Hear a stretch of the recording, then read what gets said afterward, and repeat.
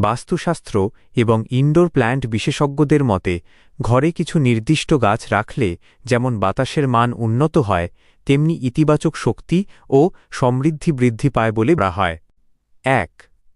Money plant. Money plant সবচেয়ে জনপ্রিয় এবং সহজলভ্য এই গাছটি সম্পর্কে বিশ্বাস করা হয় যে এটি ঘরে রাখলে আর্থিক বাধা দূর হয়। যত্ন: এটি জল এবং মাটি উভয় মাধ্যমেই বেঁচে থাকে। টিপস: বাস্তু অনুসারে একে ঘরের দক্ষিণ পূর্ব কোণে আগ্নেয় কোণ রাখা সবচেয়ে ভালো।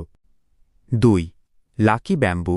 লাকি ব্যাম্বু এই গাছটি সৌভাগ্য এবং শান্তির প্রতীক হিসেবে পরিচিত। কাঁচের পাত্রে জল দিয়ে এটি সাজিয়ে রাখলে ঘরের শ্রী বৃদ্ধি পায়। উপকারিতা: এটি নেতিবাচক শক্তি দূর করে ইতিবাচক পরিবেশ তৈরি করে। টিপস: বাঁশের সংখ্যা যত বেশি হবে তার অর্থ তত বেশি সমৃদ্ধি বলে ধরা হয়। ৩. Snake plant. স্নেক প্ল্যান্ট এটি একটি অত্যন্ত শক্তিশালী বাতাস শোধনকারী গাছ। এটি ঘরে অক্সিজেন বাড়াতে সাহায্য করে। উপকারিতা: রাতেও অক্সিজেন সরবরাহ করে এবং মানসিক চাপ কমাতে সাহায্য করে। স্বাস্থ্য ভালো থাকলে কাজের একাগ্রতা বাড়ে, যা পরোক্ষভাবে উন্নতিতে সাহায্য করে। ৪. তুলসী গাছ। হোলি ব্যাজিল ভারতীয় সংস্কৃতিতে তুলসী গাছকে অত্যন্ত পবিত্র ও ঐশ্বরিক শক্তির আধার মনে করা হয়। উপকারিতা: এটি ঔষধি গুণ সম্পন্ন এবং ঘর থেকে জীবাণু ও নেতিবাচক শক্তি দূরে রাখে। টিপস: এটি সবসময় ঘরের উত্তর, পূর্ব বা উত্তর-পূর্ব দিকে রাখা শুভ। ৫. Z plant. জেড প্ল্যান্ট এই গাছটিকে বন্ধুত্বের গাছ বা আর্থিক সাফল্যের গাছ বলা হয়। এর গোল গোল মোটা পাতাগুলো দেখতে অনেকটা মুদ্রার মতো।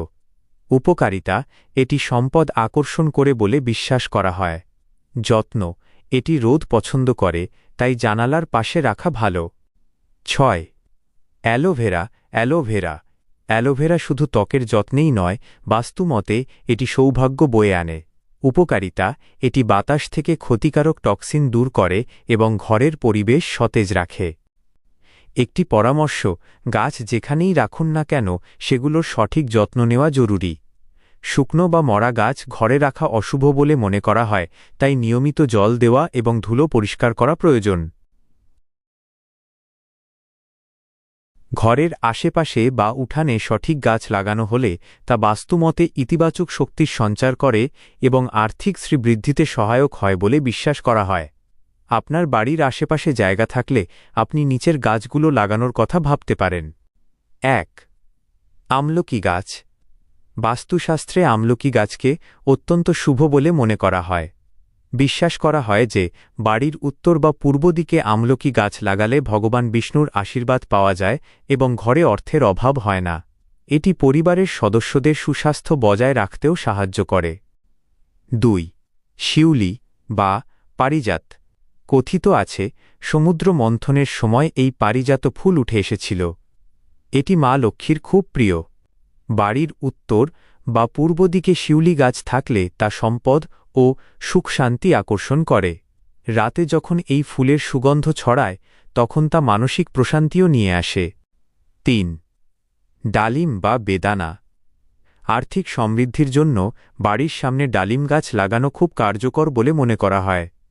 বাস্তুমতে এটি ঋণমুক্তি এবং ধন সম্পদ বৃদ্ধিতে সাহায্য করে। তবে মনে রাখবেন এটি যেন বাড়ির একদম দক্ষিণ পশ্চিম কোণে না থাকে। ৪. শমী গাছ। শমী গাছকে অত্যন্ত শক্তিশালী এবং শুভ গাছ হিসেবে ধরা হয়। হিন্দু শাস্ত্র মতে এটি শনিদেবের কৃপা লাভ করতে এবং ব্যবসায়িক বাধা দূর করতে সাহায্য করে। বাড়ির মূল ফটকের বাম দিকে এই গাছ লাগানো সবথেকে ভালো। ৫. নারকেল গাছ। বাড়ির আঙিনায় নারকেল গাছ থাকা উন্নতির প্রতীক। এটি ইতিবাচক শক্তি ধরে রাখতে এবং আর্থিক স্থিতিশীলতা বজায় রাখতে সাহায্য করে। সাধারণত বাড়ির দক্ষিণ বা পশ্চিম দিকে নারকেল গাছ লাগানো শুভ। ৬. অপরাজিতা লতা। বিশেষ করে নীল অপরাজিতা লতা মা লক্ষ্মী ও ভগবান বিষ্ণুর খুব প্রিয়। এটি বাড়ির উত্তর বা পূর্ব দিকে কোনো মাচায় তুলে দিলে তা যেমন দেখতে সুন্দর লাগে, তেমনি এটি পরিবারের সৌভাগ্য এবং শ্রীবৃদ্ধি নিয়ে আসে। কিছু জরুরি বাস্তু টিপস। গাছের উচ্চতা। লম্বা গাছ যেমন নারকেল বা সুপারি সবসময় বাড়ির দক্ষিণ বা পশ্চিম দিকে হওয়া ভালো। ছোট ছোট ফুলের গাছ উত্তর বা পূর্ব দিকে রাখা উচিত। পরিচ্ছন্নতা, গাছের আশেপাশে যেন আগাছা বা নোংরা না জমে। নিয়মিত জল দিয়ে গাছ সতেজ রাখলে ঘরের শক্তিতে তার প্রভাব পড়ে। কাঁটাযুক্ত গাছ এড়িয়ে চলুন। বাড়ির একদম গেটের সামনে কাঁটাযুক্ত গাছ যেমন গোলাপ ছাড়া অন্য কিছু না লাগানোই ভালো। বাস্তুশাস্ত্র এবং গৃহসজ্জা উভয় দিক থেকেই কিছু গাছ ঘরের ভেতরে রাখা অনুচিত বলে মনে করা হয়। এর পেছনে যেমন আধ্যাত্মিক বিশ্বাস রয়েছে, তেমনি কিছু বৈজ্ঞানিক ও স্বাস্থ্যগত কারণও আছে। ১. ক্যাকটাস বা কাঁটাযুক্ত গাছ। বাস্তুশাস্ত্র অনুসারে ঘরে কাঁটাযুক্ত গাছ রাখা অশুভ। মনে করা হয় যে এই কাঁটাগুলো সম্পর্কের মধ্যে তিক্ততা তৈরি করে এবং ঘরে নেতিবাচক শক্তির সঞ্চার করে। ব্যতিক্রম, গোলাপ বা অ্যালোভেরা রাখা যেতে পারে, তবে সাধারণ ক্যাকটাস ঘরের ভেতরে না রাখাই শ্রেয়। ২. বনসাই।